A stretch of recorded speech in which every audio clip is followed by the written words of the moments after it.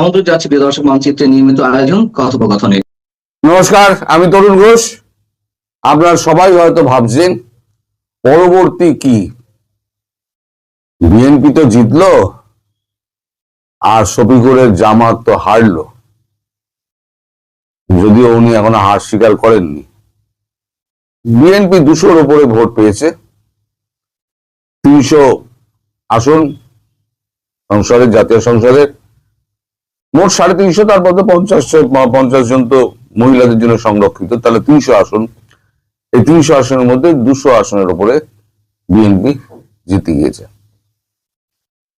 এখন শেষ মুহূর্তে এই যে খেলাটা ঘুরলো, জামাতের যে খেলা, সারা রাত ধরে ভোট মারা, সারা রাত ধরে আপনার দাঙ্গা হাঙ্গামা করা, পুরো দেশটাকে দখল করার একটা চক্রান্ত করেছিল জামাত।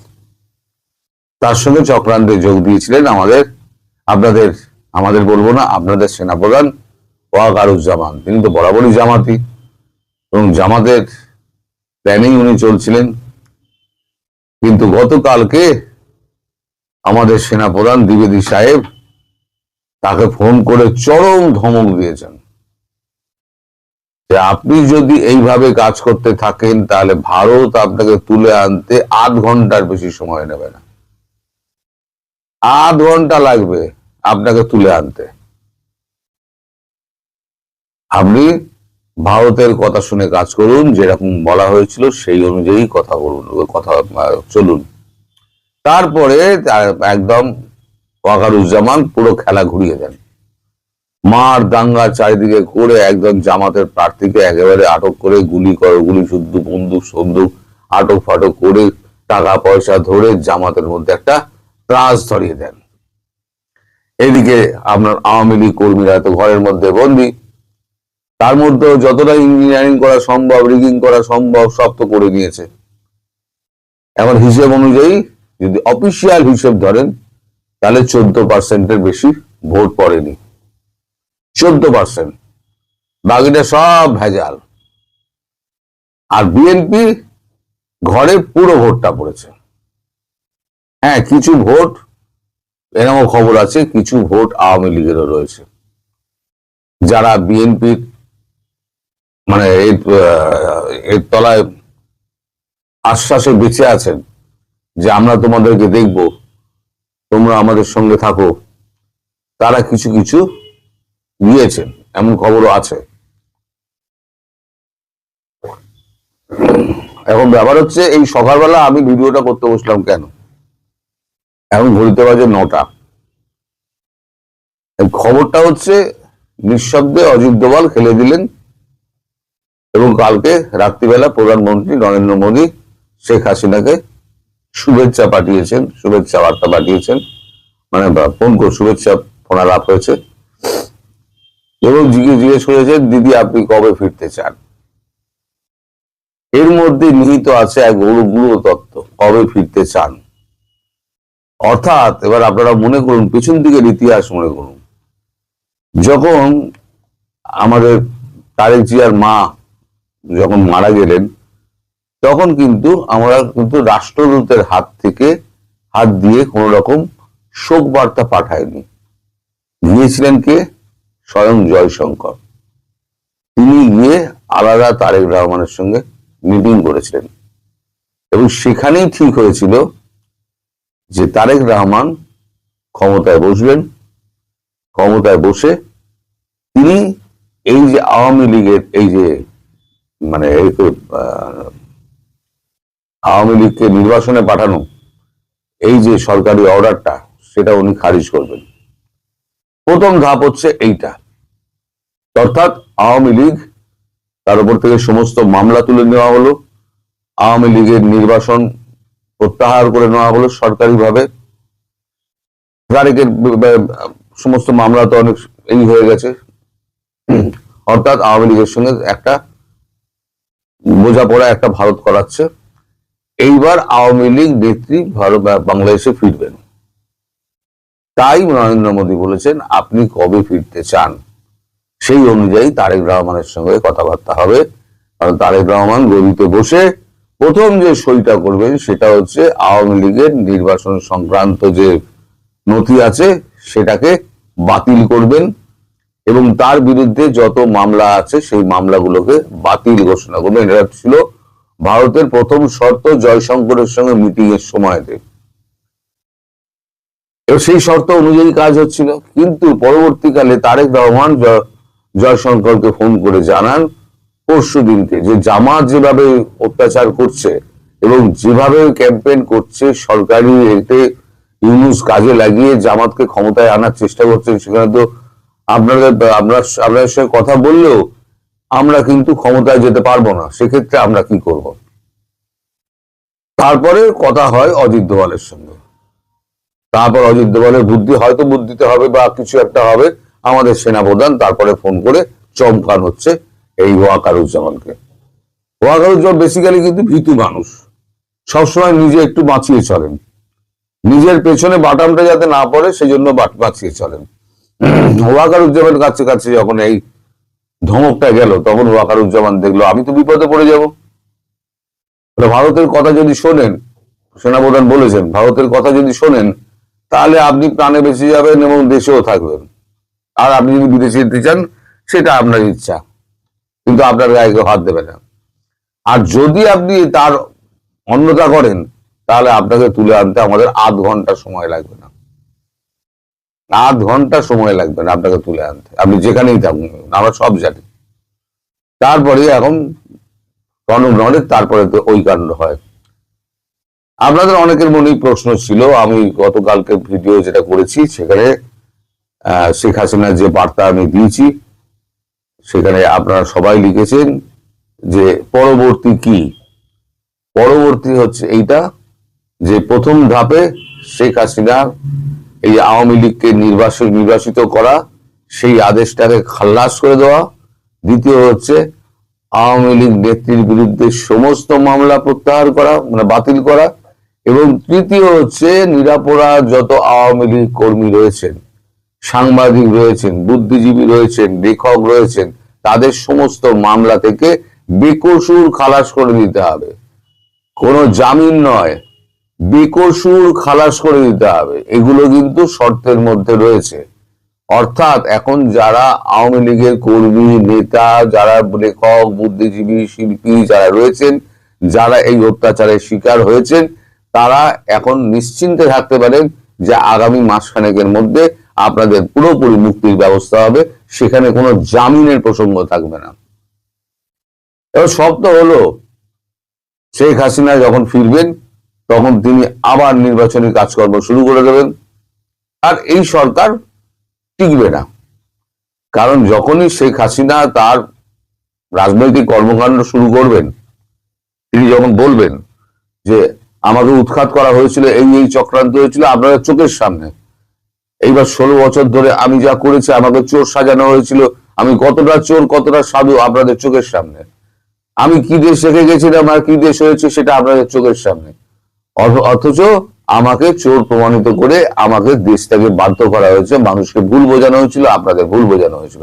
এই বার্তা যখন ধীরে ধীরে সশরীরে তিনি দেবেন, তখন দেখবেন হাওয়া পাল্টে গেছে, একটা বিদেশি চাপ একটা আসবে।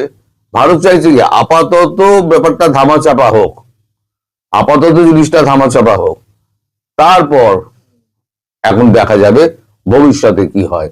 আন্তর্জাতিক মহল থেকে একটা চাপ সৃষ্টি করে তখন একটা ফ্রি অ্যান্ড ফেয়ার ইলেকশন, মানে অন্তর্ভুক্তিমূলক এবং অংশগ্রহণমূলক যে নির্বাচন যেটা হয়নি, সেই নির্বাচনটা করতে হবে আওয়ামী লীগকে রেখে, জাতীয় পার্টিকে রেখে, এবং আর যত দল আছে সমস্ত দলকে রেখে সেই নির্বাচন করতে হবে।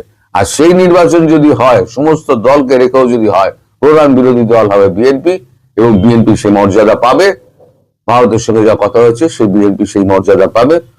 আর যদি যৌথভাবে তারা কোন রকম সরকার গড়ে বিএনপি এবং আওয়ামী লীগ, তাহলে হয়তো উপপ্রধানমন্ত্রী হতে পারেন তারেক জিয়া। অঙ্কে এমনও রয়েছে, উপপ্রধানমন্ত্রী হতে পারেন তারেক জিয়া। এখন পুরোটাই হচ্ছে ভাসমান। এই যে আমি যেটা বলছি আপনারা কোনোটাই ধরে নেবেন না যে এটাই হচ্ছে, এটা পুরোটাই হচ্ছে ভাসমান। কোনটা হবে কোনটা হবে না এটা আমি এখন আপনাদের বলছি বটে, এটা অনেক স্পেকুলেশন আছে। কখনো ধরে নেবেন না, আবার ভবিষ্যতে বলবেন না আপনি তো বলেছিলেন, তো হলো না। এগুলো হচ্ছে স্পেকুলেশন, কূটনৈতিক মহলের স্পেকুলেশন। যে স্পেকুলেশনের কথাটা আমি আপনাদেরকে বলছি, অনেক কিছুই ঘটতে পারে, এটা আবার উল্টোও করতে পারে, সম্পূর্ণ উল্টো করতে পারে, তখন আবার অন্য ব্যবস্থা হবে।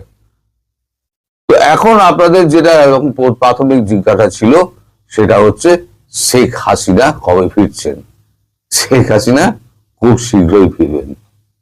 আমার সঙ্গে তার কোনো কথাবার্তা হয়নি, কিন্তু আমি কূটনৈতিক মহল থেকে যেটা জানতে পেরেছি, প্রধানমন্ত্রী মোদীর সঙ্গে কথা হয়েছে। প্রধানমন্ত্রী মোদী জিজ্ঞেস করেছেন, দিদি আপনি কবে ফিরতে চান? উনি বলেছেন, আমি যত শীঘ্র সম্ভব ফিরতে চাই, আপনারা ব্যবস্থা করুন। কারণ দেশ এখন শান্ত হবে, দেশকে এখন শান্ত করতে হবে। আসসালামু আলাইকুম রহমতুল্লাহি ওয়া বারাকাতুহু।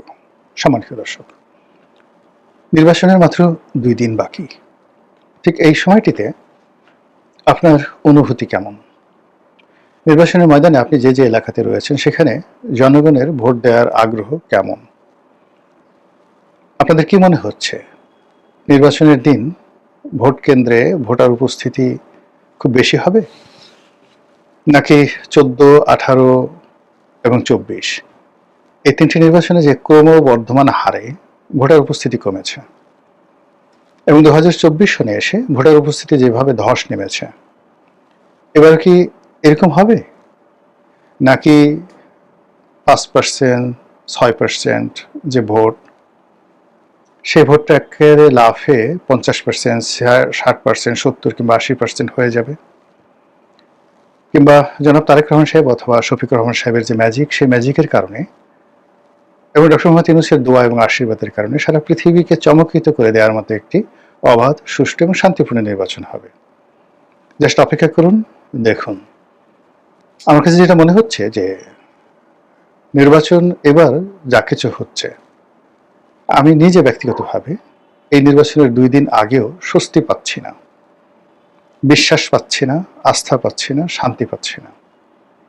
কেন পাচ্ছি না? গত 17টি মাস ধরে আমি এবং আমার মতো আরো অনেকেই বলে আসছেন। তারপরেও নির্বাচনের দিকে দেশ এগিয়ে যাচ্ছে। যেহেতু দেশের নাগরিক, এদেশের কল্যাণ আমার সবার আগে। অলৌকিকভাবে হোক কিংবা ম্যাজিক্যালি হোক বা ভেলকিবাজির মাধ্যমে হোক, শান্তি থাকুক এবং দেশ গণতন্ত্রের পক্ষে যাক। ফলে আজ থেকে 2 দিন পরে যা কিছু হবে সেটার জন্য শুভাশিস রইল। কিন্তু এই যে নির্বাচন, সেই নির্বাচনের মাধ্যমে পুরো রাজনীতির অঙ্গনে যে কালো ছায়া পড়ল, সে কালো ছায়াগুলো আগামী 20-30 বছর ধরে আমাদেরকে তাড়াতে থাকবে। যখন জাতীয় জীবনে কোনো মন্দ ঘটনা ঘটে, ওটি রেশ কম করে হলো 10 বছর, মাঝামাঝি 20 বছর এবং কখনো কখনো 100 বছর সেই রাজনীতির যে কলঙ্ক, সেই কলঙ্কগুলো বয়ে বেড়াতে হয়। শেখ হাসিনার জমানাতে 15টি বছর ধরে নির্বাচনের বিধি ব্যবস্থা ধ্বংস হয়েছে, কোনো সন্দেহ নেই। সিন্ডিকেট ছিল প্রশাসনে, বিচার বিভাগে, তারপর সামরিক বাহিনীতে, ব্যবসায় বাণিজ্যে, চাঁদাবাজিতে, রাস্তাঘাটে, সব জায়গাতেই সিন্ডিকেট ছিল। সিন্ডিকেটের বাইরে বিশেষ এলাকায়, বিশেষ জেলার প্রাধান্য ছিল। চাঁদাবাজি, মাস্তানি, খুন, জখম, রাহাজানি থেকে শুরু করে সবকিছুতে একটি বিশেষ দল, একটি বিশেষ গোষ্ঠী এবং একটি বিশেষ জেলার মানুষের যে প্রাধান্য ছিল, সেই প্রাধান্যকে অতিক্রম করে আমরা এখনো পর্যন্ত 100তে এগোতে পারিনি। বরং জুলাই আগস্ট বিপ্লব যে হলো বা জুলাই আগস্ট গণ অভ্যুত্থান হলো, এই অভ্যুত্থান ছিল অপ্রত্যাশিত, ম্যাজিক্যাল, নাটকীয় এবং মনে হলো যে আল্লাহর পক্ষ থেকে এটা ঘটে গেছে। এবং সেই ঘটনার পর রাতারাতি আমাদের আগ্রহ, উৎসাহ, উদ্দীপনা, প্রেম, ভালোবাসা এই দেশকে নিয়ে বহুল অংশে বেড়ে গেল। আমরা অনেক কিছু করার চেষ্টা করলাম একই সঙ্গে। ক্ষুধার্ত এবং পিপাসার্ত মানুষের সামনে যখন পানি আনা হয় বা খাদ্য সামগ্রী আনা হয়, তখন তার যে অবস্থা হয়, আমাদের অবস্থা সেরকম ছিল। আমাদের অভাব, আমাদের গণতন্ত্রের অভাব, সুশাসনের অভাব, সব কিছু, আমাদের রাগ, ক্রোধ, ক্ষোভ, সবকিছু একসাথে আমরা উগড়ে দিয়েছিলাম 2024 সনের আগস্ট, সেপ্টেম্বর, অক্টোবর মাসে। মনের আনন্দে আমরা টের পাইনি যে আমরা যে বৃক্ষের উপর আবাস গড়েছি, যে ডালের উপর বসে আছি, নিজেদের অজান্তে সেই ডালগুলোই আমরা কুপিয়ে কুপিয়ে শেষ করে দিচ্ছি এবং এখন আমরা প্রায় অতলান্তে পড়ে যাওয়ার পর্যায়ে পৌঁছে গেছি। সরকারি অফিসগুলোতে ঘুষ এবং দুর্নীতি এতটা অসহনীয়, যারা ভুক্তভোগী তারা মনে করছেন যে এর চেয়ে গলায় দড়ি দিয়ে মরা উত্তম। হাইকোর্টের বারান্দায় যারা ঘুরছেন বিচারের জন্য, একটি মামলার শুধু তারিখ ফেলানোর জন্য গত 17 মাসে হাজার হাজার মানুষ ঘুরে বেড়াচ্ছেন, কিন্তু মামলার সিরিয়াল পাচ্ছেন না, তারিখ পাচ্ছেন না। আওয়ামী লীগের লোক পুরো বিচারাঙ্গন থেকে আউট। বিএনপির কতিপয় শীর্ষ নেতা, জামাতের কয়েকজন নেতা এই সময়টার মধ্যে যত টাকা উপার্জন করেছেন আইনাঙ্গন থেকে, আগামী 100-200 বছর তাদের কিচ্ছু করতে হবে না, পায়ের উপর পা তুলে তারা খেতে পারবেন। যে মামলায় অন্য সময় 50,000 টাকা উকিলের ফি হতো, এই সময় 50 লাখ টাকা নিয়ে সেই মামলা করা হয়েছে। যে মামলা হয়তো 1 লাখ টাকা হতো, 1 কোটি টাকা দিয়ে এই মামলা এই সময়টিতে করা হয়েছে। হাজার হাজার কোটি টাকা একজন মানুষ এই 17 মাসের মধ্যে হাজার হাজার কোটি টাকা উপার্জন করে ফেলেছেন এবং বিভিন্ন অঙ্গনে এরকম কয়েক হাজার নতুন হাজার কোটি টাকার মালিকের অভ্যুদয় হয়েছে, যা কিনা পুরো অর্থ ব্যবস্থাকে তছনছ করে ছেড়ে দিয়েছে। এই সময়টিতে রাজনীতির যে বিভেদ এবং বিসংবাদ মারাত্মক আকার ধারণ করেছে এবং এতটা মারাত্মক আকার ধারণ করেছে যে ন্যূনতম রাজনীতির যে শিষ্টাচার, রাজনীতির যে নর্মস কিংবা সৌজন্যবোধ, এটি উধাও হয়ে গেছে।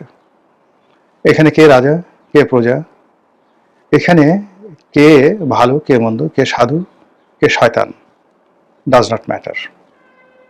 সাধুকে শয়তান বলে গালাগাল দেওয়া হচ্ছে, আর শয়তানকে সাধু সাজিয়ে আমাদের সামনে পুজো করতে বলা হচ্ছে। এই অবস্থাতে দেশের প্রধান দুটো রাজনৈতিক দল, সেই রাজনৈতিক দলগুলোর মধ্যে যে মনস্তাত্ত্বিক যুদ্ধ শুরু হয়েছে, এই যুদ্ধ শেষ হবার নয়। নির্বাচন কি হবে, কারা জয়লাভ করবে, কি করবে না করবে, কেউ অনুমান করতে পারছেন না। সন্দেহ ম্যাটিকুলার ডিজাইন হবে, সন্দেহ ভোট র্যাগিং হবে, সন্দেহ ভোট ডাকাতি হবে, সন্দেহ ভোট কেন্দ্রে ভোট আসবে না এবং শেষ সময়টাতে যে কোনো একটা অপ্রত্যাশিত ঘটনা ঘটবে। এই অবস্থাতে 48 ঘন্টা আগে নির্বাচন নিয়ে ভিডিও করা, আপনি বুঝতে পারেন যে কত বড় একটা মানসিক চাপের মধ্যে এই ভিডিও করতে হচ্ছে। তারপরে বলছি, নির্বাচনের ফলাফল যাই হোক কিংবা নির্বাচনে যারাই বিজয়ী হোক অথবা নির্বাচন নিয়ে যা কিছুই ঘটুক না কেন, বাংলাদেশের রাজনীতিতে জামাত এবং বিএনপির মধ্যে যে শত্রুতা শুরু হলো, এই শত্রুতার রেশ আগামীতে অনেকের জীবনকে তছনছ করে দেবে।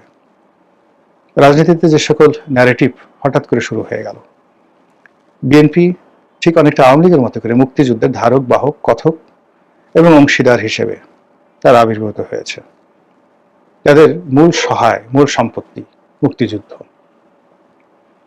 এবং সেই মুক্তিযুদ্ধে শহীদ প্রেসিডেন্ট জিয়াউর রহমানের ভূমিকা, তার দলে মুক্তিযোদ্ধাদের অবস্থান এবং বিএনপির প্রতিষ্ঠাকালীন সময়ে সর্বোচ্চ সংখ্যক যোদ্ধা, মুক্তিযোদ্ধা, তাদের যে অন্তর্ভুক্তি, সেটাকে তারা ন্যারেটিভ তৈরি করার চেষ্টা করছেন। আর অন্যদিকে জামাত সৎলোকের শাসন, ন্যায়, ইনসাফ, ইনকিলাব, তারপর শরিয়া আইন, হিজাব, নারীদের কর্মঘণ্টা ইত্যাদি বিভিন্ন বিষয়গুলোকে সামনে এনে সমাজকে ইসলামাইজেশনের দিকে যেভাবে তারা টেনে নিয়ে যাচ্ছেন, আর এই যে ইসলামের দিকে টেনে নেওয়ার জন্য নিজেদের সততা, নিজেদের ন্যায়পরায়ণতা, নিজেদের চরিত্র ফুলের মতো পবিত্র, এই জিনিসগুলো প্রমাণ করার জন্য তারা প্রতিপক্ষকে যে ভাষায় চাঁদাবাজ, লুটেরা, বদমাশ, ধর্ষণকারী, পরনারী হরণকারী, ফুর্তিবাজ, এরপর বাইজির আসর বা জুয়ার আসর পরিচালনাকারী, বিভিন্ন রকম তকমা তারা দিয়ে যাচ্ছে এবং এটি ক্রমশ বাড়ছে।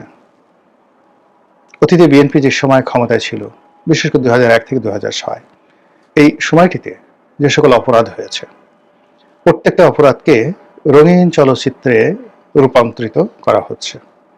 অনেকগুলো ভিডিও তৈরি করা হচ্ছে, অনেকগুলো ডকুমেন্টারি তৈরি করা হচ্ছে এবং বিভিন্ন ওটিটি প্ল্যাটফর্মে দেশে এবং দেশের বাইরে সে সকল ভিডিও প্রচারের জন্য মোটামুটি তারা যে বিনিয়োগ করছে, এতে করে 2001 থেকে 2006 সনে চাঁদাবাজি, হাওয়া ভবন, খোয়াব ভবন, আপনারা তো জানেন খোয়াব ভবনের কাহিনী কি। হাওয়া ভবন, খোয়াব ভবন, খাম্বা, এরপর অন্যান্য যে সকল দুর্নীতি রয়েছে, সকল দুর্নীতির যে ডকুমেন্ট বা ডকুমেন্টারি, এগুলো অ্যানিমেশন আকারে, মিনা কার্টুনের মতো করে অ্যানিমেশন আকারে আলটিমেটলি তৈরি করা হয়ে গেছে। যদি বিএনপির প্রতিপক্ষ ক্ষমতা আসে তাহলে এগুলো প্রচারিত হবে, ক্ষমতায় না এলেও এগুলো প্রচারিত হবে, এবং তা প্রচারিত হওয়ার পর কি হবে উই ডোন্ট নো। এবং এখন এমন একটা ব্যাপার যে পৃথিবীতে শুধু ফেসবুক, টুইটার নয়, এরকম অনেক অনেক ওটিটি রয়েছে, যেখান থেকে যদি কোনো একটি ভিডিও আপলোড করা হয়, ছাড়া হয়, ওটা কোটি কোটি দর্শকের মনে যে প্রভাব বিস্তার করে, যেটি মূল ধারার চলচ্চিত্র বা নাটক সেটা করতে পারে না। এই গেল একটা। অন্যদিকে বিএনপি যারা লোকজন আছে তারা মুক্তিযুদ্ধকে ধারণ করে 1971 সনে রাজাকার, আলবদর আর শামসদের কুকীর্তি, তার সঙ্গে সঙ্গে শহীদ বুদ্ধিজীবী হত্যা এবং পাকিস্তানের সঙ্গে বাংলাদেশের সাথে সম্পর্ক স্থাপিত হলে এদেশে কিভাবে জঙ্গিবাদের বিস্তার ঘটবে এবং পশ্চিমা রাষ্ট্রসমূহ কিভাবে বাংলাদেশের বিরুদ্ধে রুখে দাঁড়াবে, তার একটি ন্যারেটিভ তৈরি করার কাজ বিএনপি ইতিমধ্যে শুরু করে দিয়েছে। অন্যদিকে জনাব তারেক রহমান সাহেব এই মুহূর্তে বিএনপির প্রধানতম সম্পদ। তারেক রহমান সাহেবের বাইরে এই পরিবারে অন্য কোনো পুরুষ নেই যাকে সামনে আনা যায়। দ্বিতীয় সারিতে সেখানে জাইমা রহমান বা জুবাইদা রহমান, তাদেরকে তারেক রহমান সাহেব প্রদর্শন করছেন, কিন্তু এটা এত সহজ হবে না। তারেক রহমান সাহেবের যে 2001 থেকে এই পর্যন্ত 25 বছরের অবিরত সংগ্রাম, তার অভিজ্ঞতা, তার কর্ম, তার সঙ্গে সঙ্গে তার যে লিগেছি, দ্য ব্লাডের যে লিগেছি,